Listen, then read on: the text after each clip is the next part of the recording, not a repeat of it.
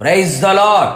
సర్వశక్తి గల దేవుడైన యేసయ్యకు మహిమ ఘనత ప్రభావములు యుగయుగములు కలుగునుగాక. పరిశుద్ధులైన మీ అందరికీ నా ప్రేమ వందనములు. ఈ దినపు యేసయ్య జీవపు మాట. జఫన్యా గ్రంథం 3వ అధ్యాయం 17వ వాక్య భాగం. నీ దేవుడైన యెహోవా నీ మధ్య ఉన్నాడు, ఆయన శక్తిమంతుడు. యేసయ్యను ప్రేమించుచు ఆయనకు భయపడి ఆయన ఆజ్ఞలను అనుసరించుచు ఈ ఆత్మీయ యాత్రలో కొనసాగుచున్న వారలారా, మనం నిత్యము ఆరాధించుచున్న యేసయ్య సర్వశక్తి గల దేవుడై ఉన్నాడు. ఆయనకు అసాధ్యమైనది ఏదియూ లేదు. సమస్తమును చేయగల శక్తిగల దేవుడై ఉన్నాడు. ఆయన మన మధ్యలో ఉన్నాడు. ఎక్కడ ఇద్దరు ముగ్గురు ఏకీభవించి ఆయన నామమున కూడి ఆయన స్తుతిస్తూ ఘనపరుస్తూ ప్రార్థిస్తూ ఉంటారో నిశ్చయముగా వారి మధ్యన ఆయన శక్తిమంతుడిగా ఉండి శక్తిగల కార్యములు ఆయన చేయును.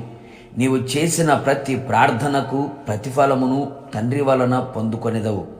ఆయన ఎల్లప్పుడూ మన మధ్యలో శక్తిమంతుడిగా ఉండి ఆయన కార్యములు ప్రత్యక్షపరచున్నట్లు మనమందరము ఎల్లప్పుడూ ఎలాంటి పరిస్థితుల్లోనైనా సంతోషముగా ఉండి పాటలు పాడి ఆయనను ఆరాధించదము. నిశ్చయముగా ఆయన మన మధ్యలో నివాసము చేయును. శిష్యుల మధ్యలో శక్తిమంతుడిగా నిలిచి సమాధానమును సంతోషమును పునరుత్థానపు ప్రత్యక్షతను కలుగు చేశాడు.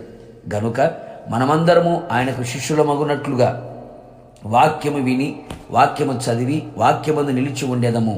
యేసయ్య మనల్ని ప్రేమించినట్లే మనము కూడా ఒకని ఎడల ఒకడు ప్రేమ గలవారమై జీవించి ఆయనకు నిజమైన శిష్యులమగుదుము.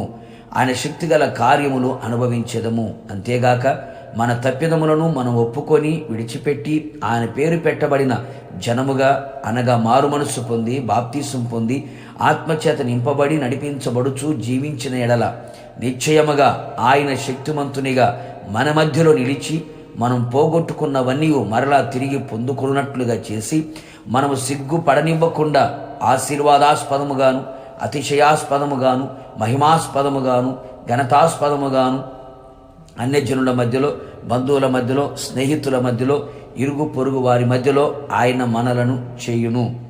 మనకు విధించిన శిక్షను కొట్టివేయను. మన శత్రువులను వెళ్ళగొట్టును. ఇక ఏ అపాయము సంభవించకుండా మన మధ్యలో శక్తిమంతుడై ఉండును. కావున జీవిత కాలమంతయు మన మధ్యలో ఉన్న శక్తిమంతుడని యేసయ్యకు రుణస్థులమై కృతజ్ఞత కలవారమై ఆయన మధ్యాకాశములో వచ్చినప్పుడు ఆయనను మనం ఎదుర్కొనేదముగాక.